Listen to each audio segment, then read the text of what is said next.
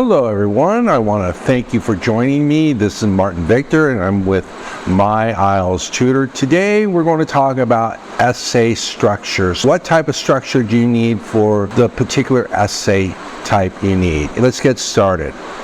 Okay, so now before we begin, we want to talk about the basic format of your IELTS essay. We need, first of all, a total of no more than 5 paragraphs, but maybe 4. So 4 to 5 paragraphs. So we have our introduction, 2 to 3 body paragraphs, and then we have our conclusion. Each one is a separate paragraph, and we need 4 to 5 paragraphs for a full essay. Now, the format considerations, again, as I said, 4 to 5 paragraphs. We're going to have 1 introduction, 1 conclusion, and 2 to 3 body paragraphs. Now the key point here is each essay type is going to affect the style and order of the body paragraphs. This is an important consideration, okay? And so you need to really pay attention to the type of essay, and we get that from the essay prompt, and that's going to affect the style and order of your body paragraphs, as I already mentioned. So now we have the following essay types. We have opinion essay, discussion essay, 2 views, advantage and disadvantage essay, problem and solution essay, and then direct question essay. And all these things, are going to affect how we write the body paragraphs and the order of them. Okay, so let's get a closer look.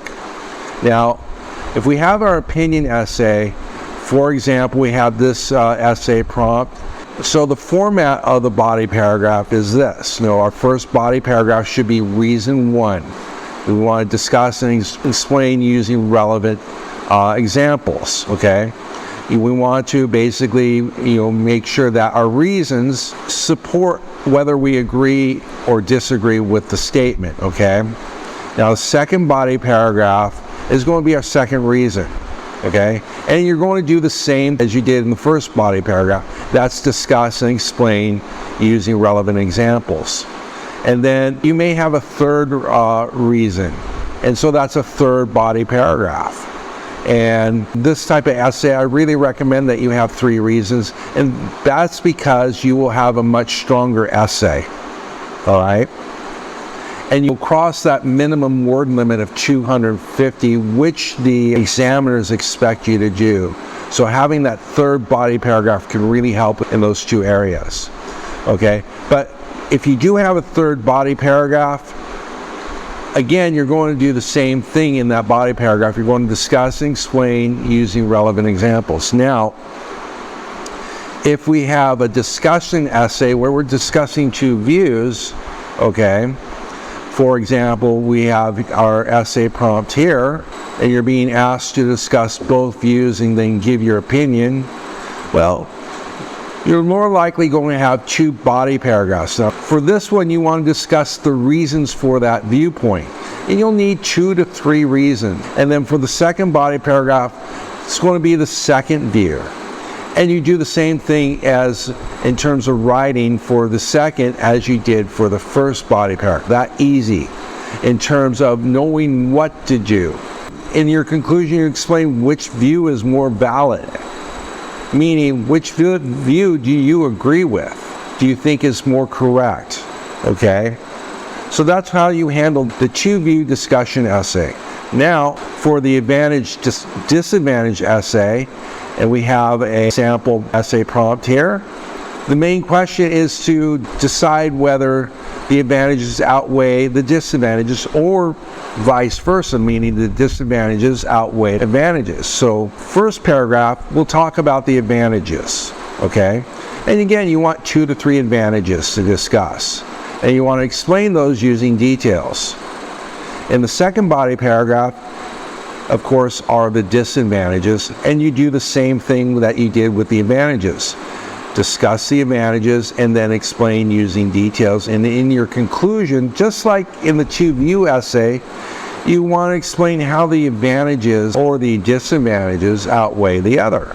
That's all you need to do. Now, for problem solution essay, you basically have 2 questions here. So if you look at your example here, you can see two questions. What is the cause of this? What can be done? Okay, so in your first body paragraph, you want to focus on the first question. What are the problems? What are the causes? Okay, so you want to discuss those. And you want 2 to 3, because that will give you a good length of an essay. And you want to explain why they're problems using details. Okay, and then in the second body paragraph, explain how they are solutions, how they work using details. And then the conclusion, you want to summarize how the solutions can solve the problems that you've discussed. Just like that. Now, again, we have two questions, as you can see here in our example. And our questions are, why is this? So you can think of this in terms of, what are the reasons behind this? Or what are the causes for this? That sort of thinking. Now, is this a positive or negative development? You have to decide whether it's positive or negative. Okay? So in the first body paragraph, you're going to tackle the first question. So you're going to answer that question, explain your answer using details. And then the second body paragraph is you're going to answer the second question and explain it, again, using details. Explain why it's a positive or explain why it's a negative development. And then in the conclusion, summarize the answers to each question. That's all you do. That's it. Those are how you handle all the different essay types in terms of structure and in terms of body paragraphs. So now remember, the essay will have 4 to 5 paragraphs. We have, of course, 1 introduction, 1 conclusion, 2 to 3 body paragraphs. Now remember this, each essay type will affect the style and order of the body paragraphs. Right? And if you follow what I've talked about here, you're going to end up writing some really good essays.